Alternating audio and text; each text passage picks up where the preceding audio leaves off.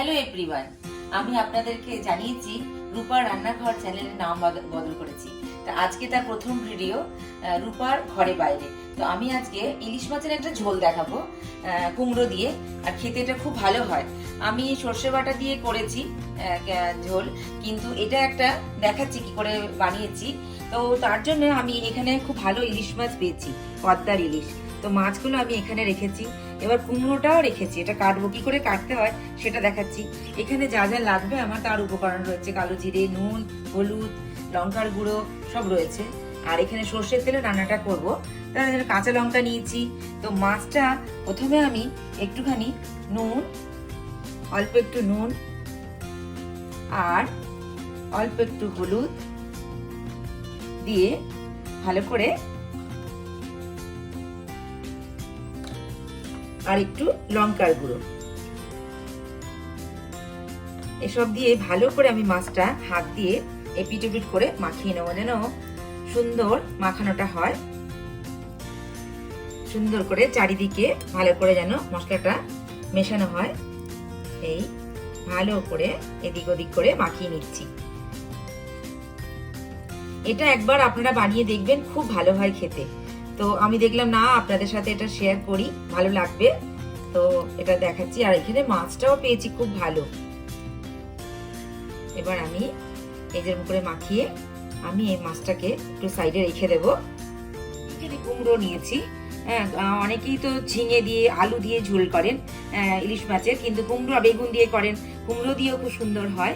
তো এই যে কুমড়োটাকে আমি খোসা ছাড়িয়ে নিয়েছি, আর এই যে টুকরোটা এইভাবে করবো, এইভাবে টুকরোটা করব যেন এক রকম হয়, আর এরকম সাইজের যেন হয় টুকরোটা। তো এইভাবে আমি প্রত্যেকটা টুকরো করে নিচ্ছি। এইভাবে আমি করে নিলাম। এখানে ফ্রাই প্যানে তেল দিচ্ছি। এটা ঝোল একটু মানে তেল একটু লাগবে, কিন্তু ইলিশ মাছে তো একটু নিজস্ব তেল আছে। তেলটা একটুখানি পরিমাণ মতন আপনারা দেখে নেবেন। এই তেলটা দিলাম, তেলটা গরম হবে, হয়ে গেছে। তো আমি একটু হলুদ দিলাম, যেমন দিই আমি যথারীতি হলুদ এরকম দিলাম। এবার মাছগুলোকে আমি একটু হালকা করে ভেজে নেব, হালকা করে। এবার মাছের যে তেলটা বেরোবে সেটা দিয়ে আমি এই রান্নাটা করব। একটুখানি এক পিঠ দিলাম, আবার এভাবে মাছটাকে উল্টে দেব। এইভাবে মাছটাকে আমি দিয়ে দিলাম। একটা পিঠ হবে 2 মিনিট, আবার উল্টে দেব।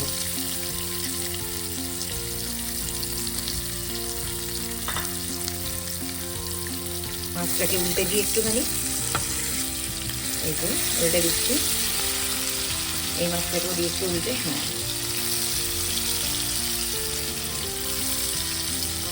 মাছগুলো আমার ভাজা হয়ে গেছে। এবার মাছগুলোকে আমি এখন তুলে নেব। এই যে মাছগুলো হালকা করে ভেজে নিলাম, মাছগুলো আমি তুলে নিচ্ছি। একে একে সব মাছগুলো তুলে নিচ্ছি। এখানে যে তেলটা আছে তার মধ্যে আমি আর অল্প একটু তেল দিচ্ছি। আমি তেলটা একটু অল্পই ইউজ করি, তাই তেলটা দিচ্ছি। তেলটা আপনারা নিজেদের মতন আন্দাজ মতন দেবেন। আর এই যে কুমড়ো কেটে রেখেছি, এই যে কুমড়ো এরকম শেপে কুমড়োটা দিতে হবে। আর এটা একবার বাড়িতে বানিয়ে দেখবেন, খুব ভালো খেতে হয় এটা। আর আমি এখানে ফোড়নে দিচ্ছি একটু কালো জিরে। একটু কালো জিরেটা দেওয়ার পরে 1 মিনিট আমি ভালো করে এইভাবে নাড়াচাড়া করছি, সুন্দর করে, যেন কালো জিরেটা পুড়ে না যায়। এবার আমি কুমড়োগুলো দিয়ে দিলাম। সুন্দর একটা এর অ্যারোমা মানে গন্ধ আসছে। আমি কুমড়োটা দিয়ে দিলাম, কুমড়োটা দিয়ে দিলাম। কুমড়োটা দিয়ে আমি একটুখানি জাস্ট একটু ঢাকা দিয়ে দিলাম, যাতে কুমড়োটা ভালো ভাজা হয়ে যায়। ওইদিকে আমার কুমড়োটা ভাজা হচ্ছে, আর আমি এখানে একটা মশলা জল দিয়ে গুলে নেবো। তা আমি এখানে দিচ্ছি এই চামচের 1 চামচ জিরে গুঁড়ো, আর দিচ্ছি একটুখানি লঙ্কার গুঁড়ো মানে রেড চিলি পাউডার, আর এখানে দিচ্ছি একটু হলুদ, এই হাফ টিস্পুনের থেকে একটু বেশি হলুদ দিলাম। আর এখানে দিলাম এই 1 চামচ নুন। নুনটা পরিমাণ মতো এরকম দিয়ে নিলাম এটা। এবার এটাকে আমি এই যে জল রেখেছি, জলটা দিয়ে মশলাটা গুলে নেব। এইভাবে আমি মশলাটা গুলে নেব।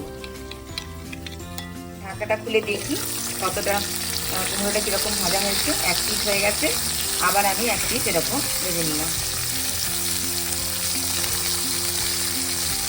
কুমড়োর যে একটা কাঁচা গন্ধ সেটা চলে যাবে এরকম হালকা করে যদি সাঁতলে নেওয়া হয়। এখানে 2টো চেরা কাঁচা লঙ্কা এই তেলটার মধ্যে দিয়ে দিলাম, পরে এর সাথে আমি একটুখানি ভেজে নেব। এই যে মশলাটা আমি গুলে রেখেছি এটা আমি এবার এর মধ্যে দিয়ে দেবো, কারণ মশলা গুলে নিলে কি হয় সুন্দরভাবে মেশানোটা হয়ে যায়। তাই মশলাটা আমি এখন এর মধ্যে ঢেলে দিলাম। এবার ভালো করে মশলাটাকে আমি এর মধ্যে মিশিয়ে ফুটতে দেব। এবার ঢাকা দিয়ে দিচ্ছি 2-3 মিনিট মতন। ঝোলটা এখানে ফুটছে, এবার দেখি ঢাকাটা খুলে। এই 3-4 মিনিট মতন আমি ঢাকা দিয়ে রেখেছিলাম, ঢাকাটা খুলে নিলাম। ঝোলটা ফুটছে, আর কুমড়ো তো খুব নরম, খুব তাড়াতাড়ি সেদ্ধ হয়ে যায়। এবার আমি এই যে মাছগুলো যে ভেজে রেখেছিলাম এই মাছগুলো এবার আমি ঝোলের মধ্যে দিয়ে দেব। এটা অন্তত একবার বাড়িতে বানিয়ে দেখবেন, খেতে খুব ভালো হয়। যার যেরকম লাগবে ঝোল সে সেরকম বানিয়ে নেবেন। আমার এটুকুনি লাগবে তাই আমি এরকম বানিয়েছি। এই যে তেলটা যে রেখেছিলাম ভাজা তেলটা এর মধ্যে দিয়ে দিলাম। মাছটা একটা পিঠ হওয়ার পরে আমি আবার উল্টে দেব। এই ঢাকাটা আমি আবার দিয়ে দিলাম, আর 5 মিনিট মতন হতে দিন এটাকে। আমার ঢাকাটা খুলে দেখি মাছটা কত দূর হলো। ঢাকাটা খুললাম, হ্যাঁ কুমড়োটাও সেদ্ধ হয়ে গেছে। এই যে দেখে নিই একটুখানি, এই যে কুমড়োটা এই যে সেদ্ধ হয়ে গেছে, এই যে সেদ্ধ হয়ে গেছে।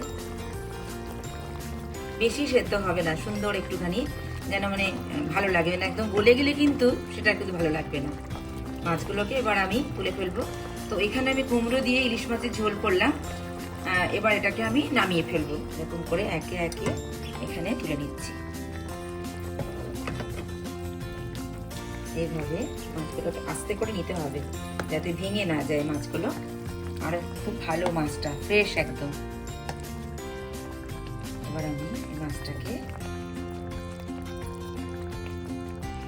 এইভাবে তুলে এখানে রেখে দিলাম। এখানে কুমড়ো দিয়ে ইলিশ মাছের ঝোল রেডি। তো আপনারা একবার অন্তত ট্রাই করুন বাড়িতে, খেতে খুব ভালো হয়।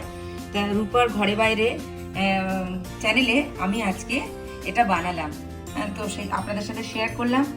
যদি রেসিপিটা ভালো লাগে তাহলে লাইক, কমেন্ট আর সাবস্ক্রাইব করবেন, আমার পাশে থাকবেন। আমি এরকম করে এক একটা রান্না আপনাদেরকে দেব। Thank you.